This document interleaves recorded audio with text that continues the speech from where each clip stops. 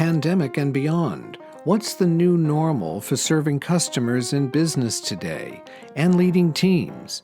And what are we learning for the future? Also, here's a question. Are you more buffalo or cow? This is a podcast from Integrity Solutions. I'm Michael Terrell. Typically, in adversity is the most opportunity.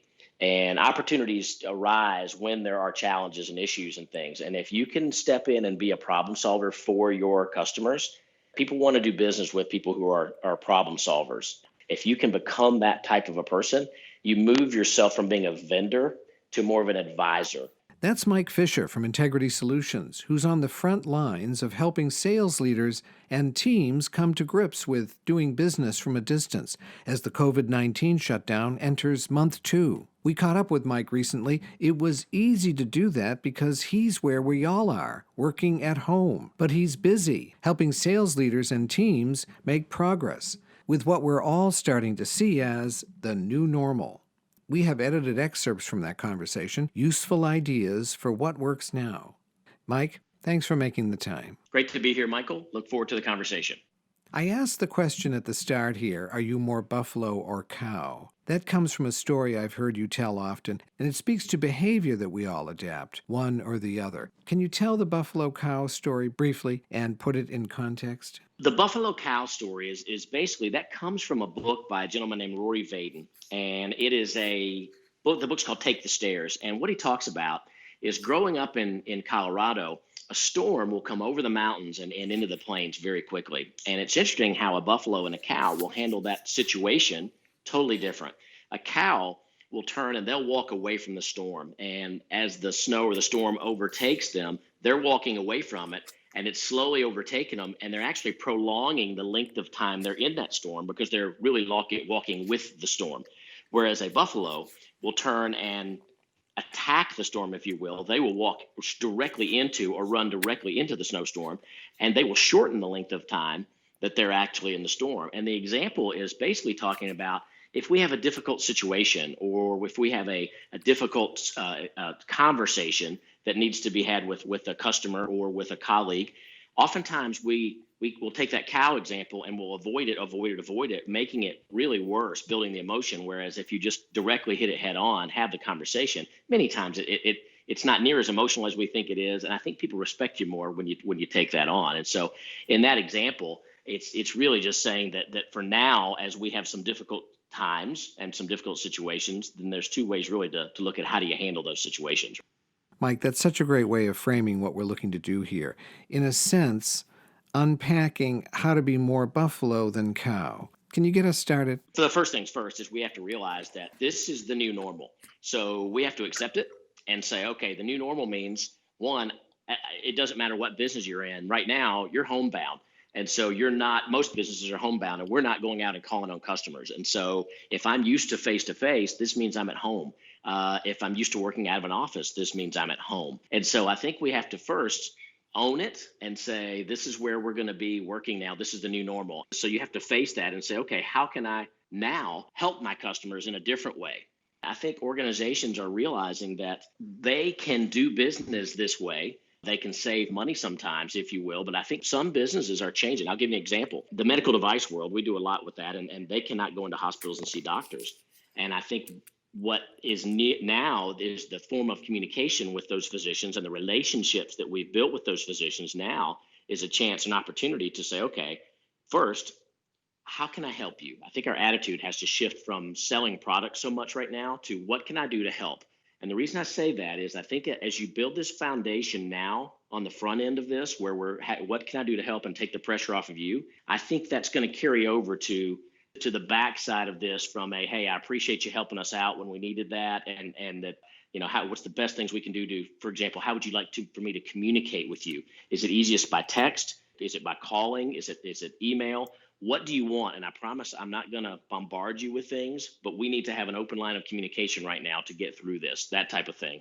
Now I become an advisor with you, not just a salesperson. So shifting to be more of a resource and trusted partner. That makes sense. I wonder if you could double click on that idea and speak to what's different in how we serve customers now. I think with customers, it's a lot like our leadership and our leaders where we have to be human. I think during this time, reaching out to them. And our temptation is, especially if we're commission based and we think that, we might not be getting as much commissions coming in from checks perspective and from that, from a money's perspective, it's tempting to want to go in and sell.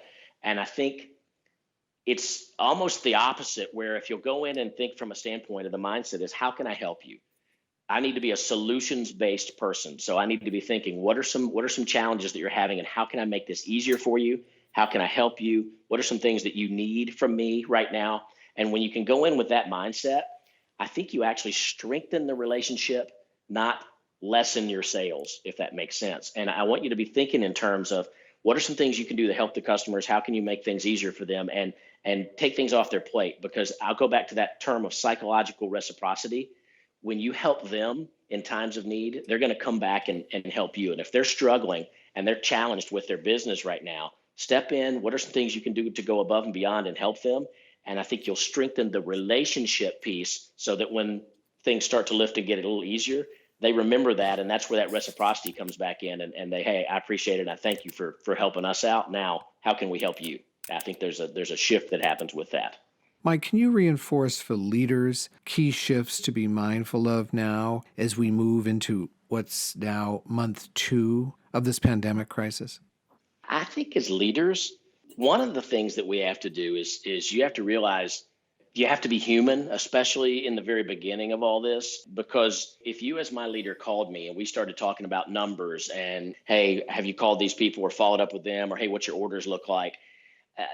Listen, it's a different world right now. And so I have to be empathetic for my team and realize that, hey, they're going home now. They're working out of their office, their home office, if they've never done that. They cannot go in and see people face to face. Things have changed. And so first and foremost, I think with my people, I need to be empathetic and say, how you doing? Give me some thoughts on how you're feeling right now. What are some challenges you're running into?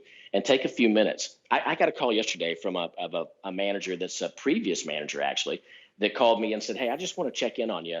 How's your, not work, how's your family doing? How's everything doing? You guys, your kids are home from college right now. You've got all these other things going. Are you doing okay? And that to me was the human side of leadership. And I think that's the difference in a manager and a leader, is that there's a human side to leaders where they can say, hey, let me step back a little bit. How you doing? What's going on? What are some challenges that you're running into? And let people voice it. And what I've experienced so far in helping coach different leaders is they step back and they've been able to say, okay, let that person get that stuff all out and off their chest. All right. So all the objections and all the issues come out. And then they step back and say, now, of those 7 items you just listed, what's most important? What's most pressing for you? What's the most challenging? What's the thing that's bothering you the most? All right, let's focus on that right now, and let's try to get that off your plate. And how, let's try to walk through some solution ideas.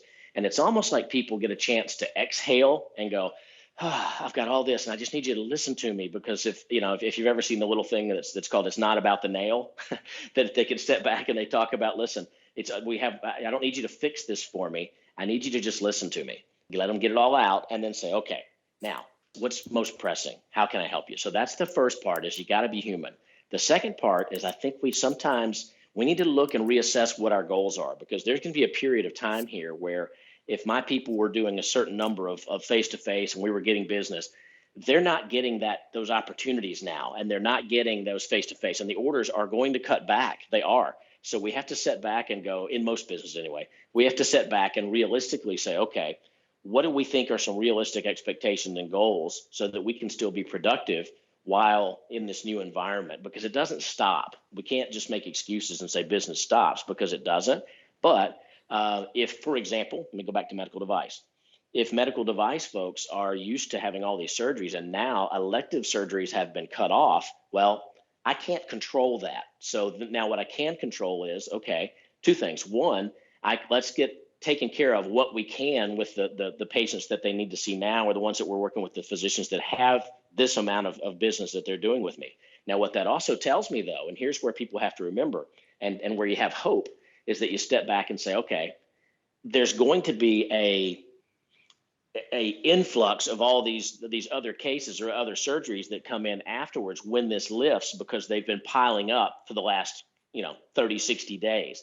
And so I think in most organizations, we have to be aware of when this starts to lift up, there's going to be a bounce back where business is going to pick up. And so we need to be prepared. So this could be a good opportunity or a good time to do some things to sharpen the saw that I need to do. Maybe I need to get inventory up to where it needs to be, or I need to do some things to get that up. So I think we need to maybe, from a leader's perspective, plant that seed a little bit to let's look at our pipeline and say, okay, when this breaks, what are some things you've been trying to do but haven't had time? All right, let's get that done now and start to do those things so that when these things happen, we're ready to move forward and we're ready. Or there might be a skill. What are some skills that you're struggling with? Okay, let's work on that.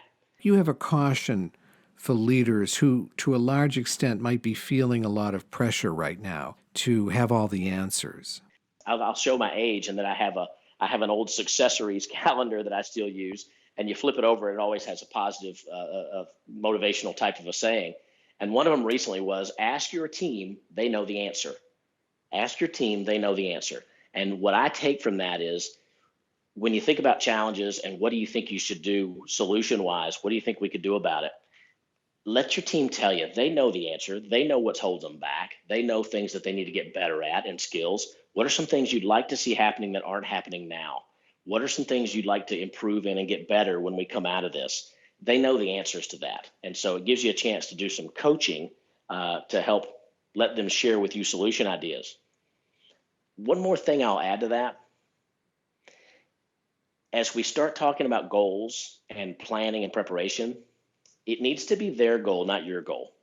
And I think that we can lead the witness to a certain degree by saying, okay, what do you think with all the challenges we're having? There some realistic goals you think in relation to this product? What are some realistic goals you have in as far as calls per day, et cetera?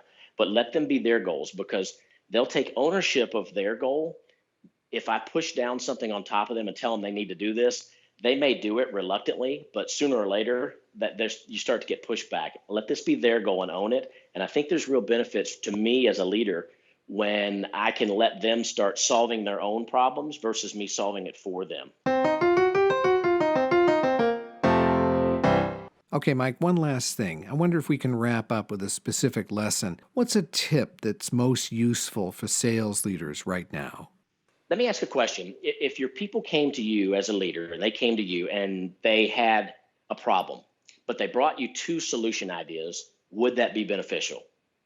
Yes, obviously it would. And so the question becomes, why don't they? Because oftentimes what they do is they'll bring you a problem and they just bring you a problem. And the reason they do that is oftentimes you step in and solve that problem for them, right? And I think as leaders, you feel like we feel good when we get to solve those problems. Well, if your people came to you and they had a problem, but 2 solution ideas, would that save you time?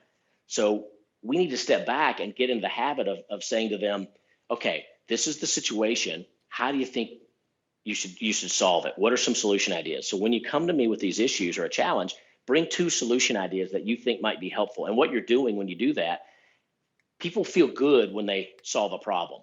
We've got to give them opportunities to solve problems. And so when you run into challenges and whatnot as a leader during these times, ask them, what would you do? How do you think we should solve this? What do you think would be a good solution idea?